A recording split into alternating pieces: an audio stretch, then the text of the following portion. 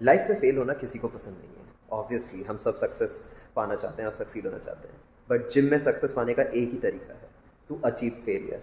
Yes, you heard me right, to achieve muscle failure. फटाफट आपको बताते हैं कि कितनी तरीके के मसल फेलियर्स होते हैं और आप उनको कैसे अचीव कर सकते हैं, कितने टाइम आपको करना चाहिए, कितने टाइम आपको नहीं करना चाहिए muscle failure. So first kind of muscle failure is the concentric muscle failure. Yes, you heard me right. This is when you squeeze your arms, or in any exercise when you do the concentration and the curls, और जो squeezing of the movement of the muscles कहते हैं, उसको कहते हैं concentration of muscles, और range of motion complete नहीं हो पा रहा है, आपकी muscles इतनी थक गई हैं, then you have achieved a concentric muscle failure. Second type of muscle failure की हम बात करेंगे, वो होता है eccentric muscle failure. Yes, exactly opposite of concentration. जो लोअर डाउन मूवमेंट होता है आपका किसी भी वर्कआउट में, जब आप वापस रिलैक्सिंग या रेस्टिंग पोजीशन की तरफ जाते हैं अपना एक रिपीटिशन करते वक्त, उस समय जब आप अगर आउट ऑफ कंट्रोल जाएं और अपने वेट को अपने कंट्रोल के बियॉन्ड खाली फॉल होने दे रहे हैं, अच्छे से उसको अपने कंट्रोल में लेके लो डाउन नहीं कर रहे हैं, then you have achieved eccentric muscle failure. Third type of muscle failure is technique failure, which is where आप मोमेंटम का यूज़ कर रहे हैं, बिना उसको यूज़ किए आप एक प्रॉपर रिपीटिशन कर ही नहीं पा रहे हैं। That is called as a technique failure और टेक्निकल मसल फेलियर। सो ये तीन तरीके के मसल फेलियर्स होते हैं। Obviously you should not aim to achieve the technical muscle failure, उससे आपको कोई बेनिफिट नहीं होगा। बट येस, जनरली सबसे पहले हम जब भी एक्सरसाइज करते हैं तो हमारे को कंसेंट्रिक मसल फेलियर बड़ा इजीली अचीव हो जाता है।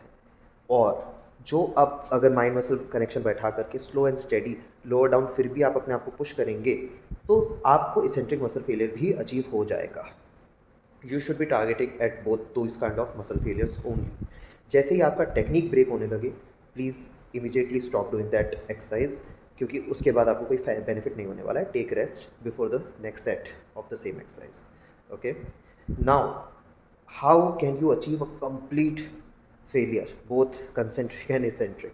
सो ऐसा रेयरली आपके साथ लाइफ में होगा जब आप ये सेल्फ कर पाएंगे। ठीक है, इसके लिए आपको एक स्पॉटर, एक कोच जो बहुत पूरी अच्छे से आपको पुश करे वर्कआउट में, उनके सामने या थोड़ा बहुत सपोर्ट करे, तब तो आप शायद ये अचीव कर भी लें। बट हर समय एक स्पॉटर, एक कोच अवेलेबल हो ज़रूरी नहीं है आपको कोई पुश करने के लिए। हाँ, सो इस समय मैं आपको बताऊंगा एक शानदार ट्रिक और टेक्निक जिसके थ्रू आप ये अचीव कर सकते हैं सेल्फ भी। सो उसको हम कहते हैं ड्रॉप सेट्स की टेक्निक।